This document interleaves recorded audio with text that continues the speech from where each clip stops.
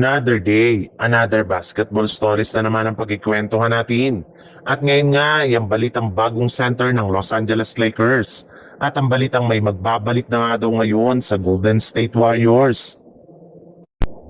Dahil nga sa patuloy na paglamya ng starting center ng Los Angeles Lakers na si DeAndre Ayton, ay napabilang na nga siya sa kanilang mga manlalaro na posibleng ma-trade bago ang trade deadline ngayong season.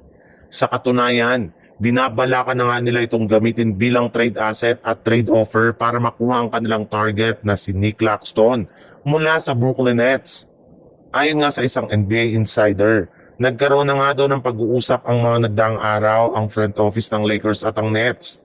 Desidido na nga daw talaga ang kanilang team na mapapa-improve ang kanilang front court since eto nga ang nagiging butas ng kanilang team ng mga nagdaang araw. At kung sakali man nga na makuha nila si Claxton, ay magkakaroon nga sila ng mas reliable na defensive na big man na kaya ring sabayan si Luka Doncic pagdating sa opensa. Hindi nga kagaya kay Ayton ay mas masipag nga si Claxton na gumawa ng mga hustle sa ilalim ng basket, especially pagdating sa depensa at pagkuha ng rebound. Mas reliable rin naman nga itong scorer since sinisigurado nga nito ang lahat ng kanyang mga tira. Kaya mapapakinabangan talaga si Claxton kesa kay Ayton na tinatamad na naman ngayon na maglaro sa Lakers.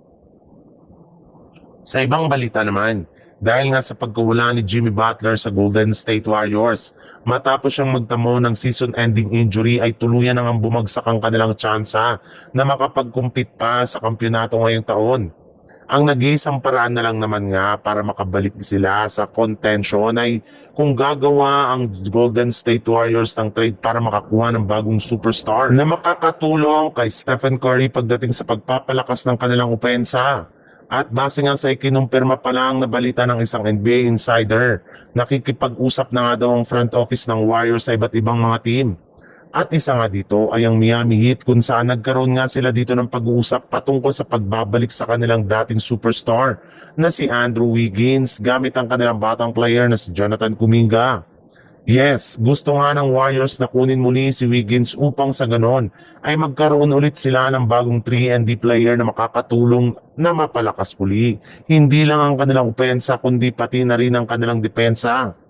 Eto na rin naman nga ang mas prioridad nilang kunin kaysa sa mga nire-request ng kanilang mga fans na bagong center.